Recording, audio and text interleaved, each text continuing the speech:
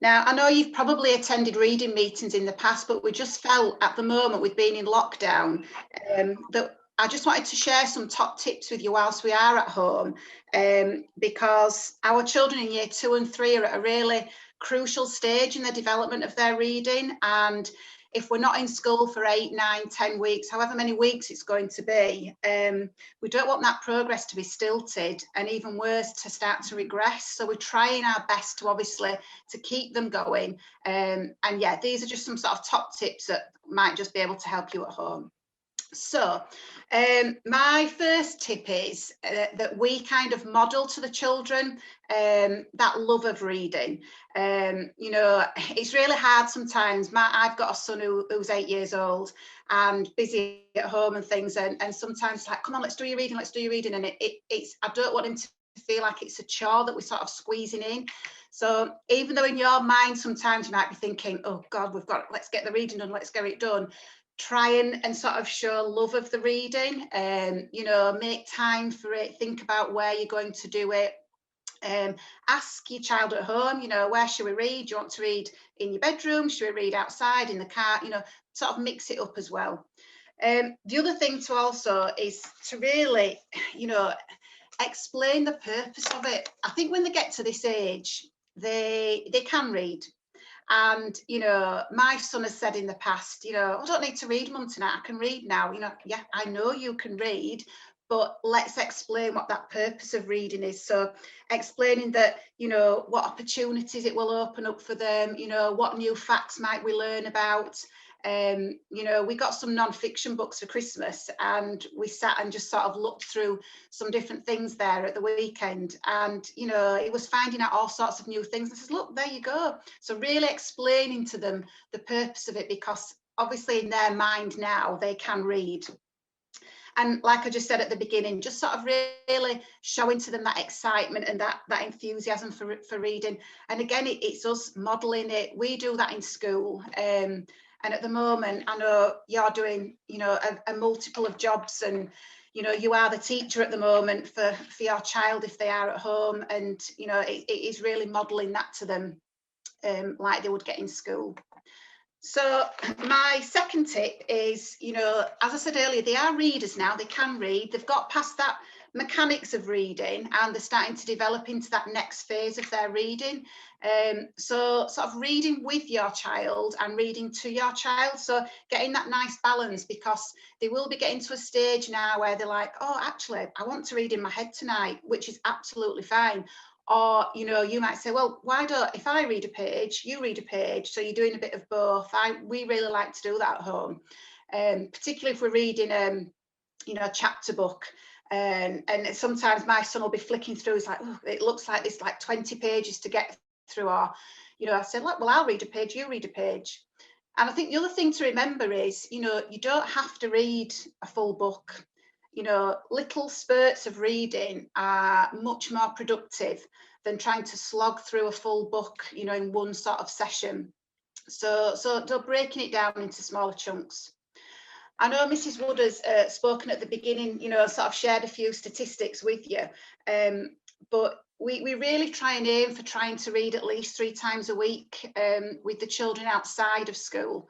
And it is proven that that's sort of almost twice as likely that if your child is read with 3 times a week, that they will be in that top 25% of readers, rather than if they only read, if they read less than 3 times a week. And of course, at the moment, they're not getting their reading in school. So, you know, if at home they're getting 3 times a week and they're getting read with by an adult in school under normal circumstances, then every day they will be being exposed to whole class reading, you know, reading various texts, all sorts of things within every school day, which at the moment they won't be getting that exposure as well. So it kind of makes it even more prevalent at the moment. You tend to find when children get to this stage of their development that they kind of go down an avenue of either a favourite author or a favourite genre or a favourite style of book that they really like, which is lovely. But it's trying to make sure they get that variation with their reading. So, you know, I pulled out some non-fiction books at the weekend for my son to look at, and you know, it's like, oh, I've not looked at these for ages. So it's just trying to mix it up.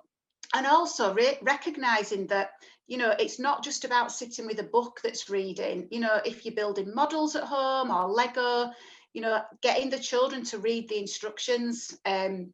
You know, sometimes I sort of say to my husband, you know, stop reading the instructions, let Louis do it. So actually saying to the child, you know, right, let's build this model, tell me what's my first instruction.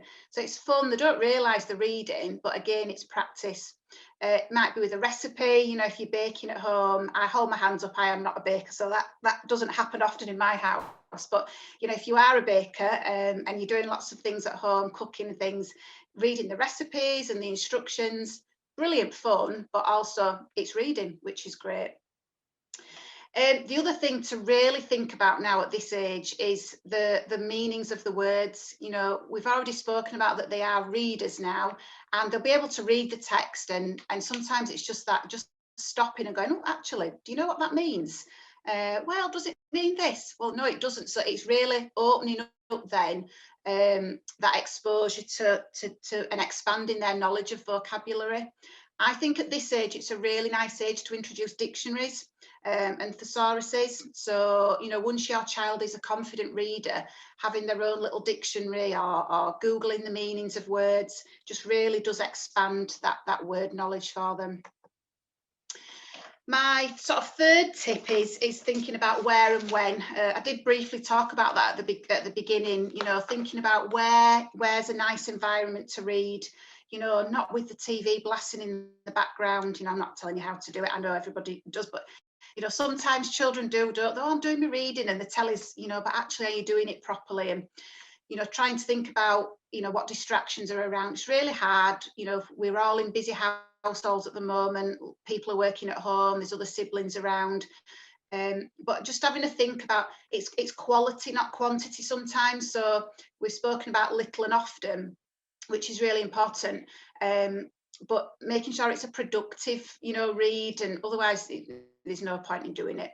And also the time of day. You know, sometimes in school, certain children read better first thing on the morning, or you might find straight after lunch they're, you know, a bit more alert, or after they've been for a walk. Even taking something, if you're going for a walk, you know, let's have a stop on a bench. If the weather's nice, let's just sit for 5 minutes at a bench and share a book, you know, there. So different environments to reading is also nice. My fourth tip is, and I've spoken about this a little bit already, is sort of that little and often. So when our children are practicing their reading, you know, they think about sort of how productive it's going to be. It really does make a difference. I know they're starting to read books now that are longer, but don't feel you have to read through the whole book. As I say, you know, a chapter or 4 or 5 pages with some discussion is really productive. They are readers now. They know their phonics, they know their sounds, and they've got those mechanics now of how to break words down if they come across unfamiliar words. They understand if maybe it's pronounced in a different way. They might use a different phoneme to pronounce something. So all of that knowledge that they've built up through nursery reception in year 1 into year 2 and now into year 3, some of you, and they've got the mechanics now. They can do that. So they've got their high frequency word banks now. They understand some of those words that are those common exception words that don't follow the rules, just to make it even harder. But they've got all of that now. So they're on that road to being, you know, great readers. And we're now at that stage where we're starting to open up, you know, their understanding, the vocabulary. And it's the beginning. I think if you capture a child at this stage now and excite them and explain how important it is, that's, you know, they'll take that on then as they get older. It gets much more harder as they get to the top end of key stage 2 to try and, you know, keep them going and encourage that reading. If we can do it now early on, it does make a difference. So my fifth tip is making sense. And we're now at a stage with reading with these 2 year groups where this is really vital. So we do lots of whole class reading in school. You will have probably seen in your remote learning that class teachers are uploading whole class reading sessions where they're practicing their fluency. They might be talking about some predictions or inferring what's going on. And they're at a real crucial stage now of that development in their reading. and making sense. So because they can read, they're not having to stop and start and, you know, and decode words. They now read with fluency. They've got a pace and a smoothness to their reading, and they're starting to picture in the mind, you know, what's going on. And it's lovely when you see a child sort of lost in a book and you're thinking, oh, where's this book taking them? And, you know, what are they reading about? And you can, their imagination starts to really take off with it. So, you know, making sense of the word of words, using a dictionary, self-correcting. You'll notice that when your child is reading now, they'll hopefully be stopping and going back and actually, oh, that didn't make sense, that word, and self-correcting. And all of that is sort of at this stage of their reading development. My next tip is a balanced diet. Well, that's in life as well, isn't it? And it's easier said than done, but basically that, what I mean by that is having a real variation of things that they're accessing.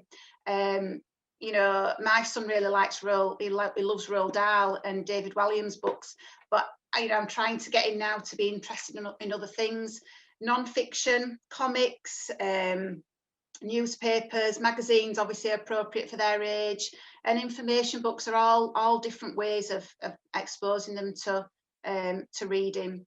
And I mentioned earlier about the authors.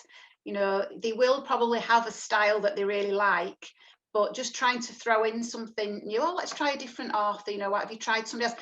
Because otherwise, if they do stick to that particular style of reading, that then will their writing will develop in that way as well. So, and that will really sort of maybe sort of stilt them as they get older with their writing. So just really trying to expose them to lots of different reading is really important. My next tip is, obviously, whilst we are learning from home, we have our Active Learn Phonics book website. So on our YouTube channel, there is a video on there to help with how to use it. It's a great website, and there are lots of books on there that the children can use. I know it's not the same as reading an actual book, but it's the scheme that we use in school. It will keep that momentum of their reading going, and there's lots of comprehension at the end of each book. So it really just helps with that understanding. So if the children can access that website 3 times a week or twice a week, and then do some of your own reading on the other session, again, that will really help. So our class teachers are setting the books on there, but if you've got any questions about that, please send a message on Seesaw to the teachers, and then they can solve that issue for you. My next tip is, this is more for the younger children, but still important, I think, is sort of when we are reading, you know, I've talked about different environments that we might want to read in just to sort of keep it, you know, alive and keep it exciting. But still sort of, you know, when we are reading or the children are reading, you know, turning the pages, sitting at a table, making sure they're tracking. And I don't mean word for word, because obviously they're past that stage now, but some of our children in year 2 and 3 may track down the side of the book. They may put their finger in the middle of a line, and so that they're starting to skim and scan, and it develops their reading skills even further. But as I say, that's more for the younger children. But if your child is still at that stage, then getting that reading position right for them is vital. My 9th tip is, I've spoken a lot about reading with understanding, and they're at that stage now in their reading development. So we're starting to now see them reading for pleasure. Children really enjoying reading, and not just doing it because we're telling them to do it, you know, hopefully picking up a book because they want to pick up a book. In school, as I've spoken about, they do lots of whole class reading, and I know that's happening with remote learning as well. But it really just helps to build up their stamina. You know, can they read for longer periods of time now? And also building in those skills to develop that understanding, questions, you know, making connections. Can we, sorry, I'm just letting somebody in. You know, can we stop and discuss what we've read? And we've got some skills that we focus on in school, which I know the children have got on a bookmark that's come home. And it really just helps them with that. And these skills, which the children are familiar with, are called the Magnificent 7 skills. and these are our symbols that help us to sort of really dig deeper when we're reading and have a really good understanding. So the first skill is to visualize, and I spoke about that earlier. When they're really getting into their reading, their imagination will start to take over, and they're visualizing, you know, what's happening in the book. Our second one with the 3 eyes is connecting. I spoke about that earlier, when it might be an author that they read, something that's a humorous author, and then they might say, oh, actually, I've read a similar book to this, and making those connections with their reading. Obviously, questioning is really important, questioning their understanding, and can they predict what's going to happen next. Sometimes it's really nice just to close the book and say, actually, what do you think will happen in this next chapter? Doesn't matter if you're right or you're wrong, but what would you predict could happen? I've spoken a lot about making sense and checking things. So the next symbol is sort of monitoring. Does it make sense? You know, does the word that you're thinking that it means, does it actually mean that? At this point, maybe using your dictionaries and things. Coming underneath, so we've got our magnifying glass, so that's inference. So it's sort of understanding and getting evidence from the text. Can they answer questions about it? That's a really big one, is that, and it's something that the children do find quite hard. So they're at the beginning of their journey with being able to do that. And then the last two are summarising and evaluating. So it's really nice sometimes at the end of a book just to say, can you summarise to me in a couple of minutes what that book was about? And it's really difficult actually to do that, but can they in a succinct way tell you basically what happened, you know, in a few sentences? So, and it's a skill in itself to do that. So they are my top 10 tips for sort of reading, not just as we're in lockdown at the moment, but, you know, for the future as well. I hope you found it useful, and I know Mrs. Wood's just going to add a few things to the end there. So thank you, Mrs. Wood. Thank you, Mrs. Smith. Yeah, there's lots of top tips there, and I hope you found that useful. We didn't want to overload with information because we could talk all day about reading, but we just thought 10 top tips would be really useful for you to use at home, because we know it's really hard at the moment. You know, we've had nearly a half term of remote learning. Hopefully there is a light at the end of the tunnel. There has been the mention of the 8th of March. We don't know anything more than you do. As soon as we do, we will let you know.